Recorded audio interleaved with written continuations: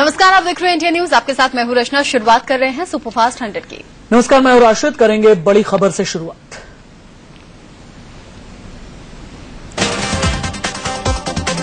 Assam Nagaland border पर मंगलवार को हुए बवाल को लेकर पीएम ने गृह मंत्रालय से रिपोर्ट तलब की है। पीएम ने पूछा है कि असम हिंसा को लेकर अब तक क्या कदम उठाए गए। इस मामले पर केंद्रीय गृह राज्य मंत्री किरण रिजिजू ने कहा कि सीमा विवाद को असम और नागालैंड की सरकारों को मिलकर सुलझाना चाहिए। जहां तक बॉर्डर डिस्प्यूट की बात है, वो दोनों जो स्टेट गवर्नमेंट है वो बैठ के बात करना चाहिए। हम लोग सेंट्रल तो हम असिस्ट कर सकते हैं, लेकिन जो फायरिंग वगैरह हुआ उसमें सेंट्रल गवर्नमेंट को, सीआरपीएफ को ब्लेम करना ठीक नहीं है। इससे पहले असम नागालैंड बॉर्डर पर मंगलवार को जमकर बवाल हुआ। पुलिस और प्रदर्शनकारियों के बीच हुई हिंसक झड़प में 2 लोगों की मौत हो गई, जबकि दर्जनों लोग जख्मी हो गए। प्रदर्शनकारियों पर काबू पाने के लिए पुलिस वालों ने उन पर गोलियां चला दी।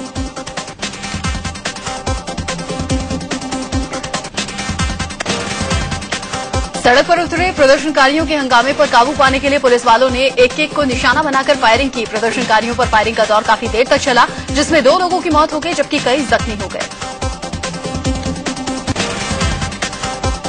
हालात पर काबू पाने के लिए पुलिस वालों ने प्रदर्शनकारियों पर जमकर लाठियां भाजी। एक-एक प्रदर्शनकारी को दौड़ा दौड़ा कर पीटा गया। पुलिस वालों ने महिलाओं को भी नहीं बख्शा। गांव की महिलाओं के साथ भी पुलिस वालों की जोरदार झड़प हुई। बावजूद इसके प्रदर्शनकारी डटे रहे।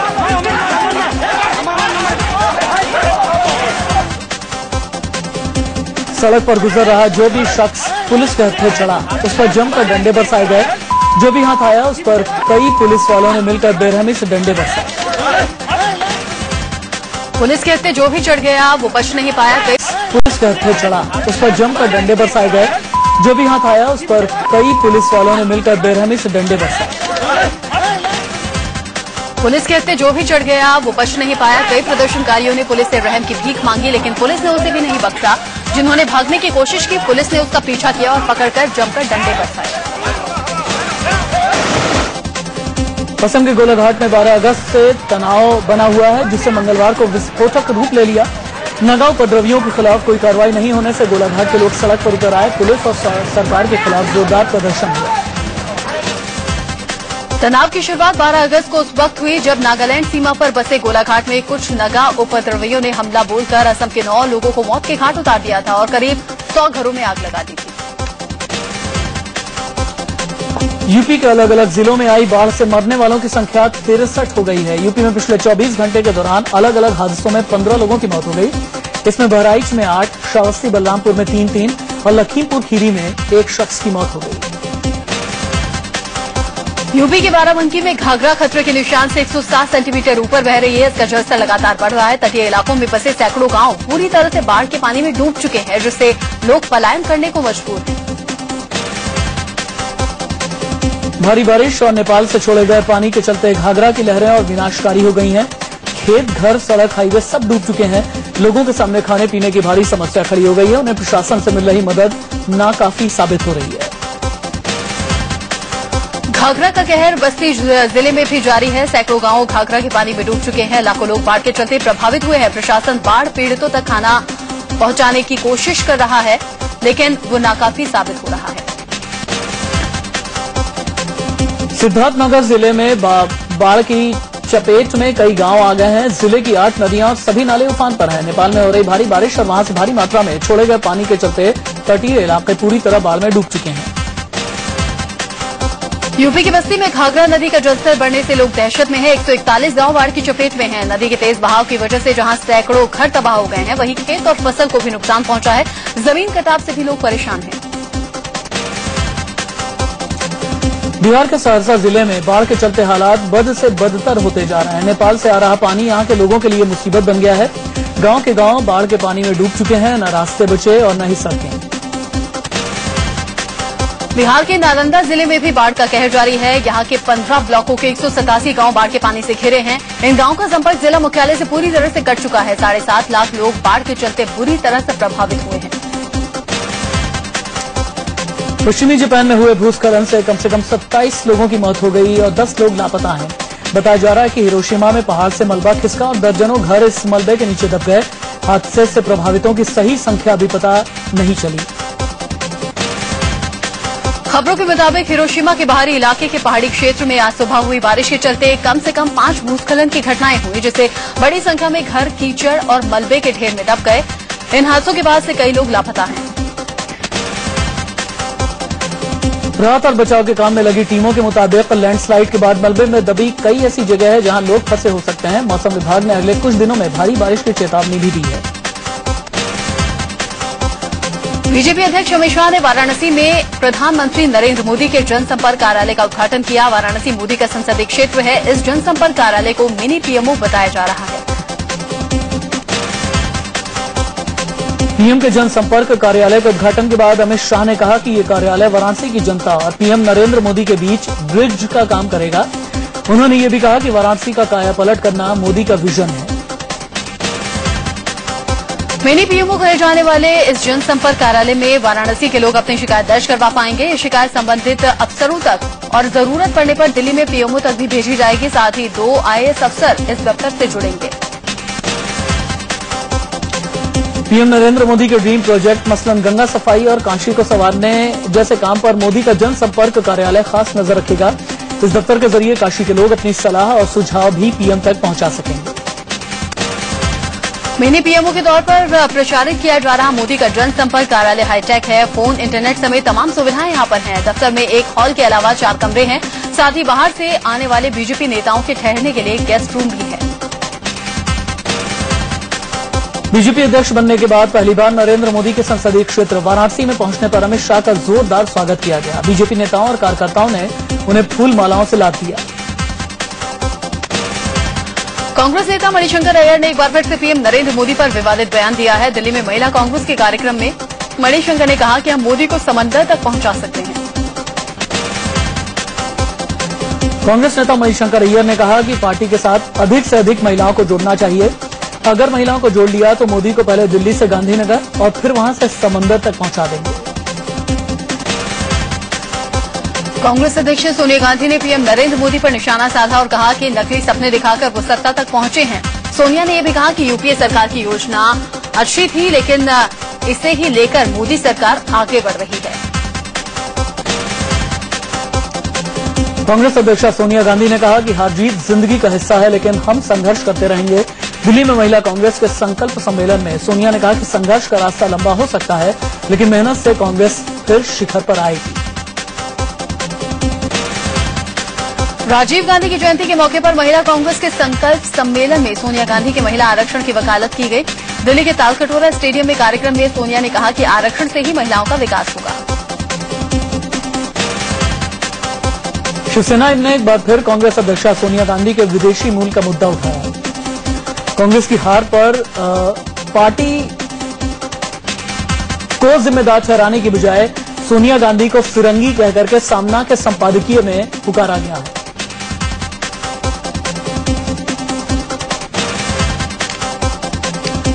उद्धव ने सोनिया को हुस्ने फिरंगी का नाम दिया। उन्होंने सामना के संपादकीय में शिवसेना पर भी निशाना साधा।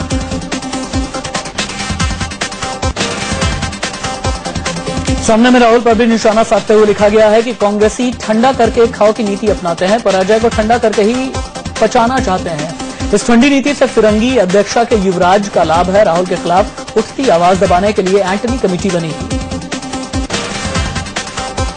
पाकिस्तान के उच्चायुक्त अब्दुल बासित ने कश्मीरी अलगाववादियों से बातचीत को सही ठहराया है। दिल्ली में बासित ने कहा कि हुर्रियत नेता 20 सालों से मिलते रहे हैं और इस तरह की बातचीत की पुरानी परंपरा है, जिसमें नया कुछ भी नहीं। भारत के कड़े विरोध के बावजूद पाकिस्तान के उच्चायुक्त ने कल तीन अलगाववादी नेताओं से मुलाकात की। अब्दुल बासित, सैयद अली शाह गिलानी, यासीन मलिक और मीरवाइज उमर फारूक से मिले। इससे पहले शब्बीर शाह से भी उन्होंने मुलाकात की। भारत में पाकिस्तान के उच्चायुक्त अब्दुल बासित ने कहा कि अलगाववादियों से मुलाकात के चलते सचिव स्तर की वार्ता रद्द करना सही फैसला नहीं है। उन्होंने कहा कि बातचीत रोकी नहीं जानी चाहिए, बल्कि और आगे बढ़ने की जरूरत है। अब्दुल बासित ने कहा कि पाकिस्तान भारत से अच्छे रिश्ते चाहता है, इसलिए पाकिस्तान के पीएम नवाज शरीफ नरेंद्र मोदी के शपथ ग्रहण में आए थे। बासित ने कहा कि अमन शांति के लिए दोनों देशों में वार्ता होती रहनी चाहिए। पाकिस्तान सीमा पार से सीजफायर का उल्लंघन कर रहा है, लेकिन पाकिस्तान के उच्चायुक्त अब्दुल बासित कह रहे हैं कि भारत ने सीजफायर तोड़ा है। उन्होंने दावा किया कि 3 महीने में भारत ने 57 बार सीजफायर का उल्लंघन किया है। बासित कह रहे थे कि भारत सीजफायर का उल्लंघन कर रहा है, लेकिन कल रात भी पाकिस्तान की तरफ से फायरिंग की गई। पुंछ के हमीरपुर में पाकिस्तान ने भारतीय चौकियों पर निशाना बनाया, जिसका मुंहतोड़ जवाब भारतीय जवानों ने दिया। सचिव स्तर की बातचीत रद्द होने से बौखलाए पाकिस्तान ने एक बार फिर से कश्मीर पर नाजायज दावा ठोक दिया है। पाकिस्तान के विदेश मंत्रालय की तरफ से कहा गया है कि उनका मुल्क भारत का गुलाम नहीं है, कि वो उसके आदेश का पालन करे। पाकिस्तानी विदेश विभाग की प्रवक्ता तस्नीम असलम ने कहा कि पाकिस्तान भारत का गुलाम नहीं है, जो इसको खुश करने के लिए हर कदम उठाए। पाकिस्तान एक आजाद देश है। कश्मीर एक विवादास्पद जगह है और उस विवाद में पाकिस्तान की भी वाजिब हिस्सेदारी है। पाकिस्तान ने कहा कि दिल्ली में उनके उच्चायुक्त ने भारत के मामले में दखलंदाजी नहीं की है। विदेश मंत्रालय के प्रवक्ता तस्नीम असलम ने कहा कि भारत की तरफ से सचिव स्तर की वार्ता रद्द की जानी एक महज बहाना है। भारत में आतंकी घुसपैठ की वारदातों में इन दिनों भारी इजाफा हुआ है। गृह मंत्रालय के सूत्रों के मुताबिक पिछले 1 महीने में 40 आतंकी भारतीय सीमा में घुसे हैं, जबकि 200 आतंकवादी घुसपैठ की फिराक में हैं। इंटरनेशनल बॉर्डर पार करने के लिए आतंकी नाले का इस्तेमाल कर रहे हैं। साथ ही इन आतंकियों को भारतीय सीमा में घुसपैठ कराने के लिए पाकिस्तानी आर्मी और रेंजर्स ने 16 नए रास्ते भी खोज निकाले हैं। भारतीय सीमा में घुसे आतंकवादियों को पाकिस्तान अधिकृत कश्मीर में हाईटेक ट्रेनिंग दी गई है। इन्हें बताया गया है कि बॉर्डर पर लगे इलेक्ट्रिक शॉक देने वाले तारों को कैसे क्रॉस किया जाए। ये आतंकी जीपीएस से लैस भी हैं। इन्हें गीतिका के भाई को पीटना शुरू किया।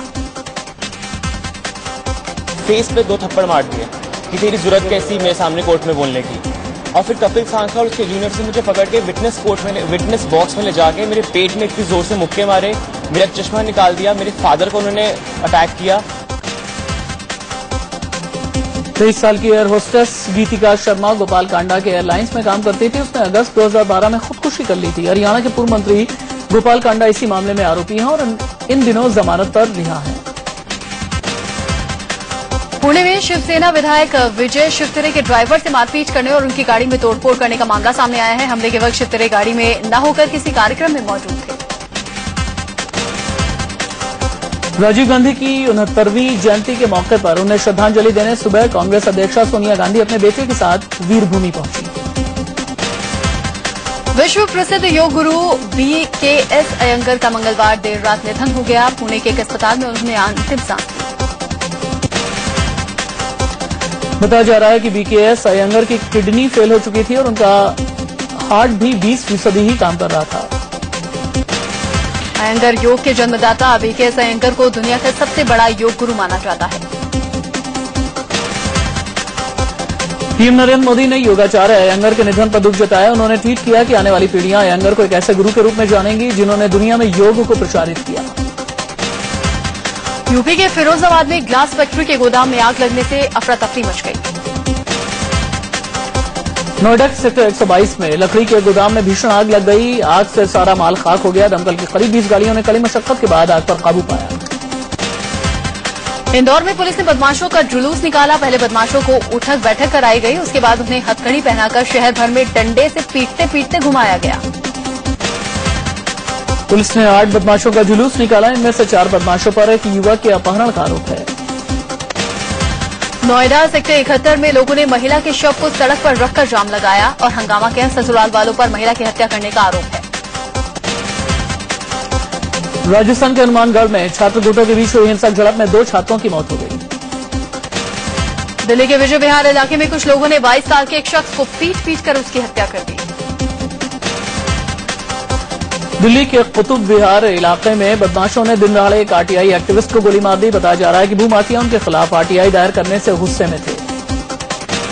दिल्ली के आनंद विहार स्टेशन के पास एक युवक का शव पेड़ से लटका हुआ मिला। मृत की पहचान हो गई है। गाजियाबाद के लोनी इलाके में 4 बिजनेसमैन पर बदमाशों ने अंधाधुंध फायरिंग कर दी। हरियाणा के पंचकुला में छेड़छाड़ से परेशान एक नाबालिग लड़की ने खुदकुशी कर ली। लड़की 11वीं की छात्रा थी। उसे 10वीं में टॉप करने पर 25,000 की स्कॉलरशिप भी मिली थी। रायबरेली में एम्स बना रही कंपनी जीएमसी से 2 करोड़ रुपए की रंगदारी मांगने और रंगदारी नहीं देने पर काम रुकवाने की धमकी देने का मामला सामने आया है। रंगदारी मांगने और धमकी देने के आरोप में बीजेपी नेता पुष्पेंद्र सिंह के खिलाफ 2 थानों में मामला दर्ज किया गया है। पंजाब के संगरूर में सहकारी विकास बैंक के मैनेजर को मोहाली विजिलेंस की टीम ने 1 लाख की रिश्वत लेते रंगे हाथों गिरफ्तार कर लिया। दिल्ली के चाणक्यपुरी थाने में पुलिस ने कई बच्चों को थाने में रात भर बंद रखा। आरोप है कि बच्चे रात भर रोते रहे, लेकिन पुलिस ने इन्हें खाने को बिस्किट तक नहीं दिए। इससे नाराज लोग कांग्रेस नेता अहमद पटेल के घर के बाहर प्रदर्शन कर रहे थे। पुलिस ने इन लोगों की बेरहमी से पिटाई की।